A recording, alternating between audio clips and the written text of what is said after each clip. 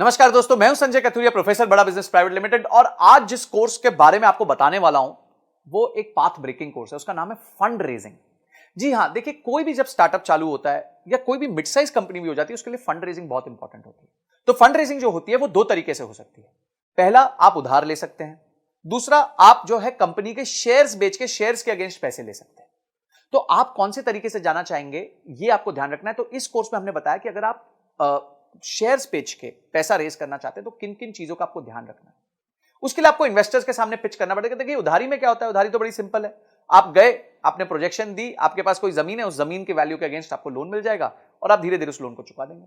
पर जो निवेशक होता है, जो आपकी कंपनी में इक्विटी लेता है, वो आपके साथ पार्टिसिपेट करता है, आपके दुख सुख का साथी होता है।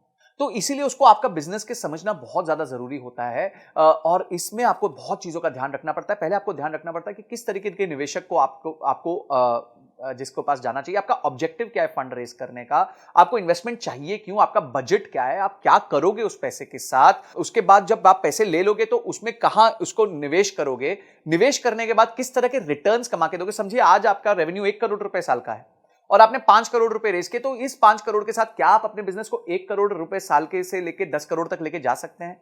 ये सारी चीजें आपको ध्यान रखनी पड़ेंगी, आपको अपने निवेशक को समझानी पड़ेगी, स्टोरी समझानी पड़ेगी कि क्यों आपका बिजनेस इतना अच्छा है, क्या क्या स्टेप्स होते हैं फंड रेजिंग में, बूटस्ट्रैपिंग क्या होती है, बिना फंड रेजिंग के कैसे बिजनेस चल सकता है, इन्वेस्टर्स को जब आप पिच करते हैं तो कैसे करते हैं, कैसे उसके फ्रेमवर्क्स भी दिए हैं हमने, स्टैंडर्ड पिच डेक्स भी दी हुई है कि कैसे पिच डेक बनानी चाहिए।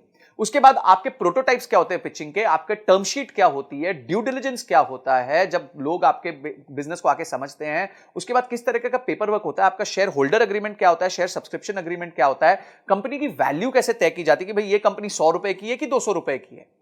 उसके बाद आप एंजल इन्वेस्टमेंट कैसे ला सकते हैं, वेंचर कैपिटलिस्ट को कैसे ला सकते हैं। और उसके साथ साथ हमने ये देखा है कि कुछ अच्छे एंटरप्रेन्योर्स से मिलकर हमने ये पता किया कि उन्होंने फंड रेज कैसे किया था, उनकी जर्नी कैसी रही है, उनके लिए कभी क्या प्रॉब्लम्स आई और उस प्रॉब्लम्स को उन्होंने कैसे सॉल्व किया। और अंत में जाके बॉम्बे स्टॉक एक्सचेंज में घंटी बजानी है, आईपीओ लेके आना है।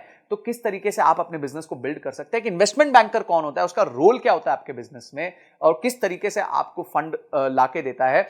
आप उसके बाद इन्वेस्टर रिलेशंस कैसे मैनेज करते हैं, जब निवेशक बोर्ड पे आ जाता है उसके साथ कैसे अपना आप रिलेशन मैनेज करेंगे। ऐसी 32 पावरफुल वीडियोस हमने बनाई हैं जिसमें case studies, examples, real life cases हमने लिए हैं, जिसको आप यूज करके फंड रेजिंग कर सकते हैं। तो बाप रे, इतना सुनने के बाद ही आपको मन करना चाहिए कि मैं इस कोर्स को अनलॉक कर लूं, इमीडिएटली अनलॉक कर लूं और जाके सारे वीडियोस को ध्यान से पढूं, उसको इंप्लीमेंट करूं और उसके बाद उसके रीडिंग मटेरियल्स को पढ़ के उसको और डीप में समझूं। तो ये सारी चीजें हमारे एक ही कोर्स में इतना सब आपको मिल जाएगा, इतनी सारी आपकी प्रॉब्लम सॉल्व हो जाएंगी। आपका गोल है अगर कि कंपनी के लिए फंड रेज करना है तो आप इस वीडियोस को देख के बहुत अपने आप को इक्विप कर सकते हैं, प्रिपेयर कर सकते हैं। इसके साथ हमने 450 फंड्स की लिस्ट भी दी है जिनको आप अप्रोच कर सकते हैं, उनके फोन नंबर के साथ, उनके किसको आपको अप्रोच करना है उसके साथ। ये सारी चीजें हमने इसके साथ फ्री रिसोर्सेज दिए हुए हैं।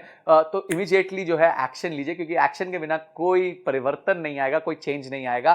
तो आपने इस वीडियो को देखा, आपने इस कोर्स को अनलॉक किया और आपने ये तय किया कि इस कोर्स को देखने के बाद मैं फंड रेज में और ताकतवर हो जाऊंगा। इन सब के लिए आपका बहुत बहुत धन्यवाद।